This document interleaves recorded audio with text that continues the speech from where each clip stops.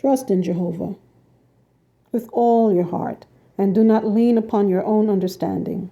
In all your ways take notice of him, and he himself will make your paths straight.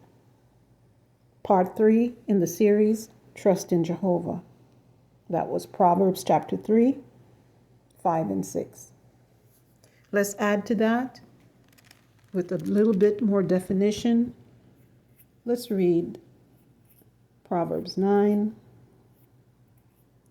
verse 10.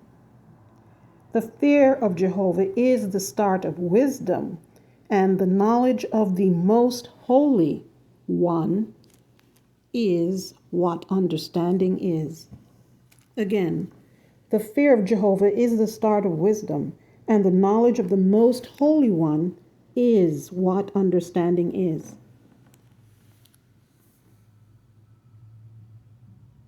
These two scriptures work together well in the series Part 1, Part 2, Part 3 of Trust in Jehovah, the main text being Proverbs chapter 3, 5, and 6.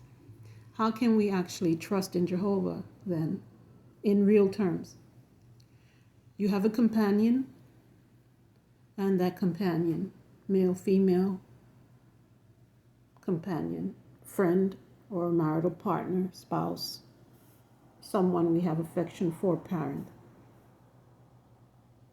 if that is the case. Let's say among men, two men. One or both tend to be a little bit on the haughty side because that's the way of the world. A man should have a certain amount of pride to have good positioning and to posture himself properly. And you've heard, and we've all heard of male posturing. It's just the pecking order among men to determine who is lead, correct?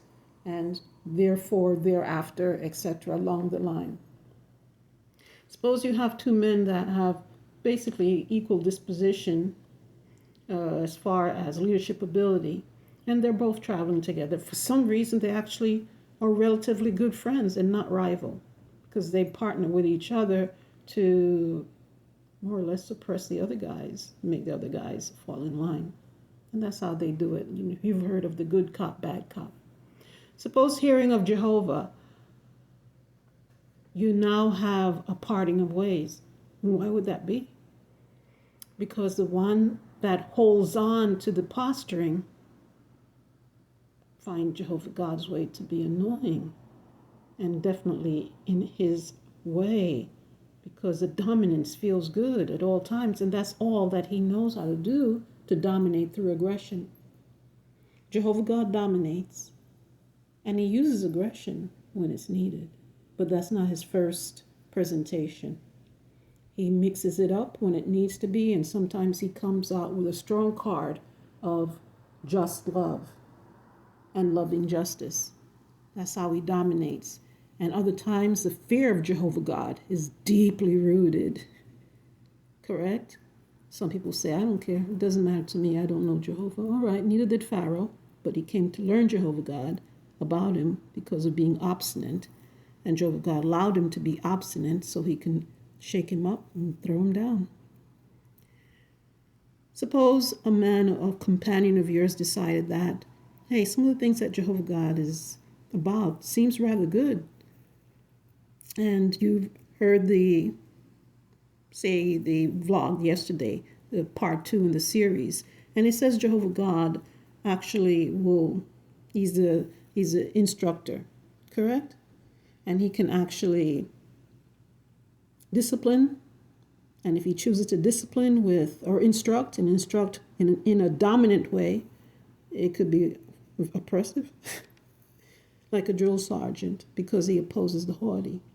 Suppose your friend now takes a definite position in opposition to Jehovah God because he says, who in the world is Jehovah? I don't know Jehovah. So did Pharaoh, said that.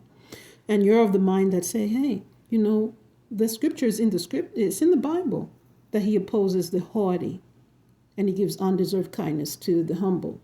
And your friend says, I hate everything about Jehovah and I hate everything about anyone who represents Jehovah. Suppose you're of a different mindset.